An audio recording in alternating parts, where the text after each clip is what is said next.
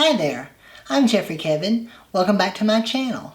Today I want to share with you a little segment that I call Coffee Time. You're the cream in my coffee. You're the salt in my stew. I'm going to be telling you a story today that happened to me while decorating for a client. So grab a cup of coffee and sit back and relax. First, a little backstory. This lady I had known for several years, and this is probably going back about 15 years ago. I've had my store for 20 years. And I go to people's houses, to help them, of course, decorate, to do consultations, to accessorize, and all that sort of thing. In my business, I deal with more wives than I do husbands. But this particular client, she liked for me to come when her husband was away. He was an avid golfer, and he would go golfing, and she'd call me on the phone and say, "Oh, can you come over? He's gone. He's going to be out all day, or he's going to go on a golfing trip tomorrow. Can you come?" And I'd say, "Sure." And this particular lady, she really liked to change things. She told me one time that she had to have change. She couldn't leave things the same, and that certainly was true. She's constantly moving, rearranging, which was fine by me, and she would call me and very often, and I would be at her house, and she would get some new items and collecting. She was a collector and would be collecting things and would want me to add things into her collection. Now, this lady said the reason she didn't want her husband there was not that he objected to what we were doing, but he just didn't have the mental picture to see really what our plan and our goals were. And so she said he would hear certain things and then later tell her he didn't think that would be a good idea. And then, of course, after she persisted and got her way, then, he would tell her, "Oh, that looks nice," and he liked it. So anyway, one day she decided that she wanted to paint her kitchen.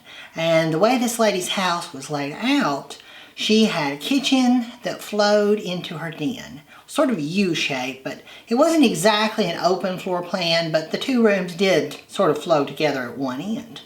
Well, she wanted to paint her kitchen, and she had, in the den and in the kitchen, she had a wood paneling that wasn't very attractive, and I was okay with painting, and so she picked out a color, and first she had the kitchen painted.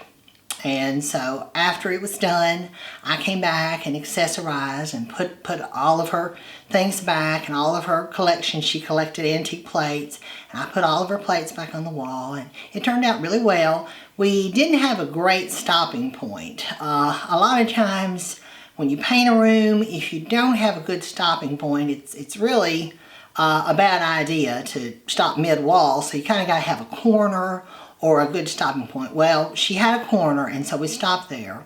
And it wasn't exactly what I wanted, but it looked okay. And she was pleased with it, but for now, she was pleased. But she wanted to go ahead and paint the den. So I would say 6 months or so passed, maybe a year, and she just was not content. And she wanted that den painted, and she wanted it painted, and did I think it would look good? But her husband, he liked the paneling, and he didn't really want it painted, but she just couldn't get it off of her mind.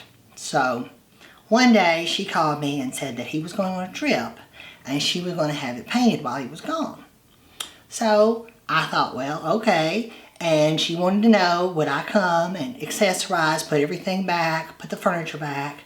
And I told her, sure. And so the day arrived and the painting was done, and I went over and it looked great. And so I started putting everything back, and we put the draperies back and the pictures and everything on the walls and the lamps, and accessorized everything.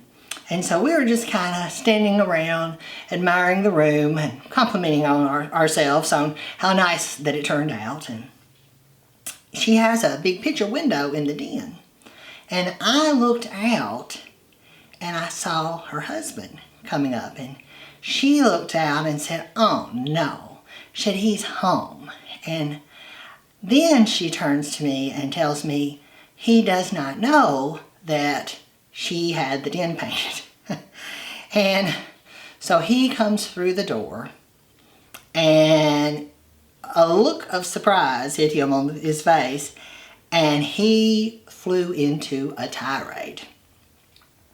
And this is the first time anything like this had ever happened to me. And so I'm standing there at the back of the den, and he's just letting her have it. That she did this without asking him, and she knew he didn't want it done. He liked the wood, and oh, it was terrible. And from there, it just got worse. And he cursed, and I can't repeat all that he said, and just, oh, really threw a fit. So meanwhile, I'm sitting there thinking, what am I going to do? I'm kind of backing down the hall into the living room. And then I remember I can't get out because he is blocking me in. They had a narrow driveway, and I knew I couldn't get out because he was behind me. So I just sort of backed into the living room, kind of out of sight, but not earshot. Meanwhile, he's just screaming, and by this point, she's crying, and he goes off into the bedroom, and she follows him, and so I'm just kind of trying to stay out of it. He hasn't even acknowledged that I'm in the room and have saw any of it, and so I'm standing there, and they're just yelling at each other in the room, and she's crying. Well, she comes back into the den, and in a minute he follows with his suitcase packed. And he tells her that he is leaving her, this is it, and it's done, it's over with, and he's out. And he slams the door and goes out, and I'm left with her there in a puddle in the floor crying. So I gather her up, and we go over to the sofa and sit down, and she just practically leans over in my lap crying that she just doesn't know what she's going to do, and she just is too old for a divorce. This is her second marriage, and she doesn't want to be divorced again, and she just cried and cried and cried. So I took my designer hat off and put on my psychiatrist hat and tried to reassure her that everything would be okay, and that I just knew it would, you know, even though I didn't. And that I knew it would be okay, and that, you know, everything would work out, and just to give it a little time. So about an hour after all this happened, I finally left, and she just had basically cried herself into a nap, and so she was going to lay down, she said, and so I left her there. And I would say a few days passed. He stayed away for about 3 days, and then he came back. And that was about 10 years ago, and they're still married. And so he later called and apologized that he had behaved so badly and that I had witnessed it. And he said that he did like the den. It was just that she didn't ask him, and it caught him off guard. But anyway, since then, they've bought another house. I've helped them decorate that house. We picked out the colors for that house, and there were no incidences. But anyway, like I said, decorating is definitely a collaboration. And so that was the only time that ever happened. I hope it's the last time. So I guess the moral of this story is all's well that ends well. I hope you enjoyed this story. I'll be telling you some more in the future. So be sure and subscribe to my channel, Decorating Happily Ever After. Give this video a like and hit the notifications button. I'm Jeffrey Kevin, hoping that you decorate happily ever after. Bye-bye now. You're the